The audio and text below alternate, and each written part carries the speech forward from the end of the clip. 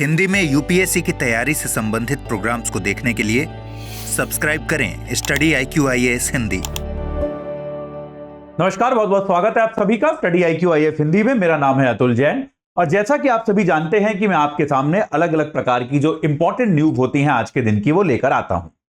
तो इलेक्शन के टाइम में आप सभी को पता होगा कि भारत में एक ये नियम है, एक ये कानून है कि जो भी प्रत्याशी चुनाव में खड़ा होता है वो अपनी सभी संपत्तियों की जानकारी जो है सार्वजनिक करता है। ये आमतौर पे जरूरी चीज मानी जाती है और ये रिप्रेजेंटेशन ऑफ पीपल्स एक्ट के तहत कानूनी दर्जा भी इसको दिया गया है, क्योंकि ये माना जाता है कि भाई अगर प्रत्याशी के पास कितनी धन संपदा है, कितनी संपत्ति है, इसकी जानकारी अगर जनता को होगी तो वो प्रत्याशी के चयन में एक बेहतर जो है चयन कर पाएंगे, एक बेहतर जानकारी के साथ वो वोट दे पाएंगे। सुप्रीम कोर्ट का आज अब से कुछ 2 घंटे पहले इसी मामले को लेकर एक बड़ा इंपॉर्टेंट जजमेंट आया है, जिसमें सुप्रीम कोर्ट ने ये जो एक ड्यूटी है प्रत्याशियों की, ये जो कर्तव्य है कि आपको अपनी संपत्ति घोषित करनी पड़ेगी, इस ड्यूटी पर एक लिमिटेशन लगाई है, एक सीमा लगाने का काम किया है। ठीक है, तो ये मामला क्या है आपको अगले 10 मिनट के अंदर मैं बताऊंगा। इसमें इंपॉर्टेंट चीज क्या है, याद रखने वाली बात क्या है, ये आपको 10 मिनट में बताऊंगा। लेकिन उसके पहले याद रखिए कि भाई हमारा P2I बैच जो है, माफ कीजिएगा, 15 अप्रैल 2024 को शाम 6 बजे से शुरू हो रहा है। एजे लाइव कोड लगा के आप 29,999 में जुड़ सकते हैं। 2025, 26, 27 के जो अभ्यर्थी हैं उनके लिए बैच वैलिड है। तो इसमें आपको रोजाना 3 घंटे की लाइव क्लास मिलेगी, मेंटोरशिप मिलेगी, डेली प्रैक्टिस क्वेश्चंस मिलेंगे, आपको टेस्ट सीरीज मिलेगी प्री और मेंस की, और साथ के साथ जो है आपको हैंड रिटन नोट्स मिलेंगे। 18 किताबों का सेट आपके घर पे आएगा, प्रिंटेड किताबें आपके घर पे आएंगी 18, यानी कि पूरे करिकुलम की। और साथ के साथ अगर आप प्री क्वालिफाई करते हैं तो मेंस की तैयारी के लिए आपको हम दिल्ली बुलाएंगे, अपने साथ अपने कैंपस में रखेंगे, आप हमारे साथ रह के तैयारी करेंगे। रहना खाना पढ़ना सब आपका इसी फीस के अंदर इंक्लूडेड होगा। तो आज ही एजे लाइव कोड लगाइए और 29,999 में जुड़ जाइए। मात्र 15, अभी ज्यादा दिन बचे नहीं है, 4-5 दिन बचे हैं। 15 तारीख शाम 6 बजे से बैच शुरू हो जाएगा। चलिए अब हम चलते हैं जल्दी से हमारी आज की चर्चा पर। तो भाई हुआ क्या है, देखिए ये जजमेंट क्या है जो सुप्रीम कोर्ट का एक इंपॉर्टेंट निर्णय आया है।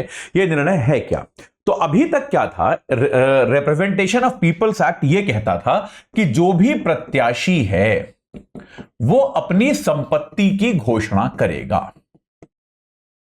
ठीक है, और संपत्ति की घोषणा ना करना एक ऐसा कदम था, अगर आप ये नहीं करते हो या फिर आप इसमें कोई गलती करते हो, आप अपनी संपत्ति की गलत तरीके से घोषणा करते हो, तो आपकी जो प्रत्याशिता है और वो उसको भी, और अगर आगे आप चुनाव जीत गए तो भी आपके चुनाव तक को रद्द किया जा सकता है। इस तरह के अधिकार निर्वाचन आयोग को इसमें दिए गए थे। अब इसको लेकर कई बार सवाल उठे कि यार संपत्ति की जो घोषणा है, इसमें किस तरह की संपत्ति की घोषणा की जानी चाहिए, मतलब किस डिटेल तक जाना है। देखिए लॉजिक से अगर लॉजिक के जरिए अगर देखा जाए तो आपको ऐसा नहीं लगता कि यह बड़ा इंपॉसिबल सा काम है। अगर मैं आज आपसे कहूं कि आप अपनी सारी संपत्ति की घोषणा करो, चलो, तो आप कर सकते हो क्या? प्रैक्टिकली सोच के बताओ, आप कर सकते हो क्या? भाई आपके बैंक में जो पैसे हैं आप उसकी घोषणा कर सकते हो, आपने कहीं पे पैसे निवेश किए हैं आप उसकी घोषणा कर सकते हो। चलो आपके पास कोई जमीन का टुकड़ा है, कोई प्लॉट है, कोई दुकान है, कोई मकान है, आप उसकी घोषणा कर सकते हो। आपके घर पे अगर महंगी क्रॉकरी है, तो आपके घर पे मान लो अच्छे महंगे जूते हैं तो आपके पास, अगर आपके पास अच्छे कपड़े हैं, महंगे कपड़े भी आते हैं ना भाई, कपड़े तो महंगे भी आते हैं। तो यार प्रैक्टिकल चीज क्या है कि इसमें किस किस कैटेगरी की घोषणा की जानी चाहिए और किस किस कैटेगरी की घोषणा नहीं की जानी चाहिए, यह बात जो है स्पष्ट नहीं है। इस बात को समझने की आवश्यकता है कि संपत्ति में जब हम कहते हैं संपत्ति की घोषणा हो तो इसमें क्या समावेशित होगा, यह एकदम क्लियर है नहीं। इसमें क्या क्या समावेशित होगा यह बात जो है यह स्पष्ट नहीं है, यह एकदम क्लियर नहीं है कि यार इसमें क्या क्या शामिल होगा और क्या क्या चीजें शामिल नहीं होंगी। यह बात एकदम क्लियर किसी को है नहीं कि संपत्ति का अधिकार है, ठीक है, संपत्ति की घोषणा आपको करनी है, यह तो आपका कर्तव्य है, लेकिन क्या क्या घोषित करोगे। तो इस मामले को लेकर अब इसमें बार बार एक सवाल यह भी उठता था कि यार एक बात बताइए अगर यार मैं एक प्रत्याशी हूं मान लीजिए, तो मेरे पास या मेरे परिवारजनों के पास, मेरे रिश्तेदारों के पास अगर कुछ संपत्ति है, तो उस सारी संपत्ति के बारे में जानकारी देना क्यों जरूरी है यार? आखिरकार प्रत्याशी और उसके परिवार का भी तो एक निजता का अधिकार है कि नहीं है? कि भाई आप मेरे से ये भी पूछ रहे हो कि आपके पास कौन सी कंपनी के जूते हैं, कौन सी कंपनी के कपड़े हैं, किस तरह की कप है मेरे पास। यार ये क्या है? मतलब मेरा अपना कोई व्यक्तिगत जीवन है कि नहीं है? कोई निजता का अधिकार है कि नहीं है? तो ये एक चर्चा थी, एक बड़ा बिंदु था। और इसमें क्या हुआ था, अरुणाचल प्रदेश के एक विधायक थे, थोड़ा सा मुश्किल सा नाम था, मैं नाम उनका भूल गया। एक अरुणाचल प्रदेश के तेजू नाम की एक जगह है, वहां से कारिको क्री, एक कारिको क्री नाम के अरुणाचल प्रदेश की एक तेजू नाम की विधानसभा क्षेत्र है, एक तेजू, वहां से ये विधायक थे। तो इनके विधायक बन जाने के बाद इनके संपत्ति के डिक्लेरेशन पे विवाद उठा था कि भैया ये कारिको क्रू वाले मामले में ये कहा गया था कि भाई इन्होंने अपनी संपत्ति का ब्यौरा ठीक से नहीं दिया। जैसे ये एक सरकारी क्वार्टर में रहते थे, उसकी जानकारी इन्होंने नहीं दी, और भी कुछ चीजें थी जिसकी जानकारी इन्होंने नहीं दी। तो एक विपक्षी दल के नेता ने इन पर मुकदमा कराया और गुवाहाटी हाईकोर्ट ने क्या निर्णय दिया? गुवाहाटी हाईकोर्ट ने इनकी सदस्यता को रद्द कर दिया कि भाई इन्होंने अपनी संपत्ति की घोषणा क्योंकि ठीक से नहीं करी है, इसलिए कारिको क्रू का ये जो कारिको क्री का ये जो पूरा मामला था, ये जो उनकी विधानसभा की सदस्यता थी, इसको गुवाहाटी हाईकोर्ट ने कर दिया रद्द।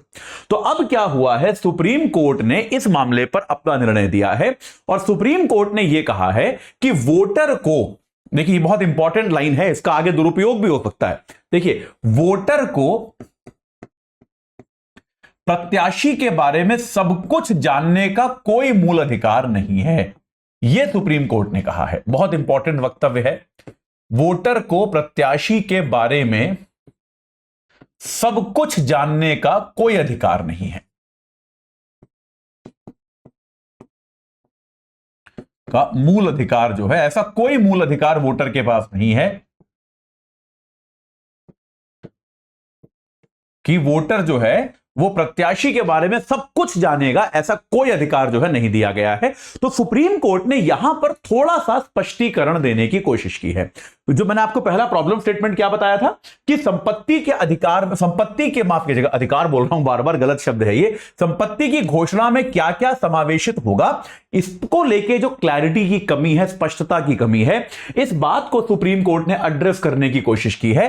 सुप्रीम कोर्ट ने कहा है कि यार ऐसी चीजें, ऐसी वस्तुएं जो प्रत्याशी का जीवन स्तर स्पष्ट करें, जो प्रत्याशी का जीवन स्तर स्पष्ट करें, वो तो आवश्यक है कि भाई कोई ऐसी चीजें या फिर कोई भी ऐसी चीजें जो प्रत्याशी की प्रत्याशिता को प्रभावित करे, जो प्रत्याशी की प्रत्याशिता को, कि भाई वो प्रत्याशी है तो लोग, मतलब जिसके आधार पर लोगों को माना जा सके कि लोग उसको वोट दे सकते हैं या नहीं दे सकते, इन चीजों का तो डिक्लेरेशन जरूरी है। इसके अलावा जो इस तरह की अननेसेसरी चीजें हैं, जैसे मान लीजिए, जैसे सुप्रीम कोर्ट ने एग्जाम्पल में कहा है कि भाई आपके पास बर्तन किस तरह के हैं, आपके पास कटलरी किस तरह की है, आपके पास कपड़े कौन सी कंपनी के हैं, आपके पास जूते किस तरह के हैं, इस तरह के एसेट्स की घोषणा। और याद रखिएगा, घोषणा केवल आपको अपने की नहीं करनी होती, अपने परिवारजनों की भी करनी होती है। तो एक प्रत्याशी को यह भी बताना होगा कि उसका बेटा, बेटी, पत्नी जो है वो कौन से ब्रांड के कितने कपड़े पहन रहे हैं, किस तरह की कटलरी यूज कर रहे हैं। ये सारी चीजें जो है इनकी कोई आवश्यकता नहीं है। सुप्रीम कोर्ट ने यह कहा है कि नागरिक को जो है ये सब जानने का कोई अधिकार नहीं है। और प्रत्याशी की भी एक निजता है, प्रत्याशी की भी एक अपनी व्यक्तिगत जीवन है, उसका भी निजता का अधिकार है, उस अधिकार का भी सम्मान हमको करना चाहिए। यह बात सुप्रीम कोर्ट ने कही है। कारिको क्री मामले में गुवाहाटी हाईकोर्ट का जो जजमेंट था, इस जजमेंट को सुप्रीम कोर्ट ने बदल दिया है और यहां पर यह स्पष्ट कर दिया है कि अब जो है प्रत्याशी के जीवन स्तर को परिलक्षित करने वाला और ऐसी चीजें जो उसकी प्रत्याशिता को सीधे सीधे प्रभावित करें, खाली वही जानकारी घोषित की जानी चाहिए, बाकी जानकारी घोषित करने की ऐसी कोई अनिवार्यता नहीं है। ठीक है।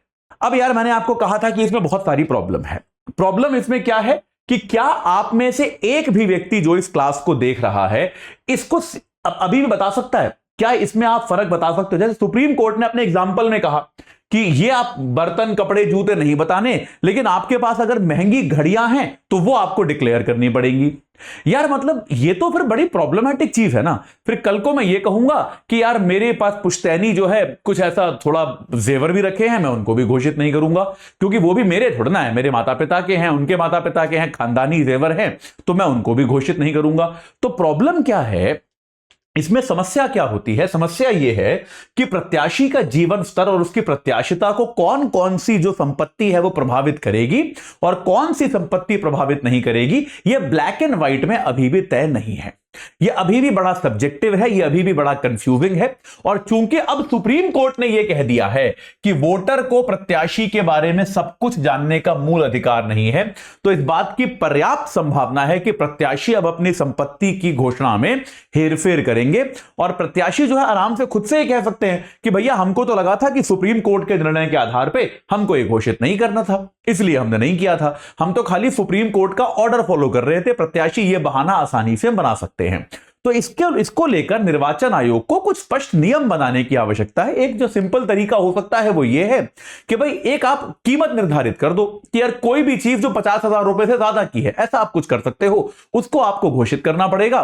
कोई भी चीज जो 50, एक एग्जाम्पल दे रहा हूं, 50,000 रुपए का, 1 लाख रुपए का, इससे कम की चीजों को घोषित करने की कोई आवश्यकता नहीं है। क्योंकि अगर इसमें स्पष्टता नहीं आएगी तो इस सुप्रीम कोर्ट के आदेश का दुरुपयोग होना बिल्कुल तय है। इस आदेश का दुरुपयोग होगा, लोग अपनी बड़ी बड़ी संपत्तियां, बड़े बड़े जो अपने अधिकार में चीजें हैं, उनकी घोषणा ही नहीं करेंगे, उनके बारे में किसी को बताएंगे ही नहीं। इसमें मुझे कोई शक, कोई संदेह नहीं है। तो खैर आज के लिए निर्णय यह आया है कि सुप्रीम कोर्ट ने कहा है कि ऐसा कोई मूल अधिकार नागरिकों के पास नहीं है जिसके तहत प्रत्याशी के जीवन से जुड़ी हर बात जो है उनको पता चलनी चाहिए। ऐसा कोई मूल अधिकार उनको नागरिकों को नहीं दिया जा सकता। ठीक है, अभी के लिए इतना ही। इस पर आगे कोई चर्चा होगी तो मैं आपको जरूर बताऊंगा। जाते जाते एक बार आपको फिर से बता दूं कि भाई P2I बैच 15 तारीख शाम 6 बजे शुरू होगा। याद रखिएगा AJ लाइव कोड है 29,999 में आपको मिलेगा। रोज 3 घंटे की लाइव क्लास होगी, मेंटोरशिप होगी, डेली प्रैक्टिस क्वेश्चंस होंगे, 18 किताबों का सेट आपके घर पे पहुंचेगा। आप प्री क्वालिफाई करेंगे तो मेंस की तैयारी के लिए आपको हम दिल्ली बुलाएंगे। आपका रहना, खाना, पढ़ना सब इसी फीस के अंदर इंक्लूडेड होगा। AJ लाइव कोड लगाइए, आज ही इस बैच से जुड़ जाइए और अपनी तैयारी को एक सही आकार प्रदान कीजिए। इस सत्र से जुड़ने के लिए आप सभी का बहुत बहुत धन्यवाद। हिंदी में UPSC की तैयारी से संबंधित प्रोग्राम्स को देखने के लिए सब्सक्राइब करें स्टडी IQ IAS हिंदी।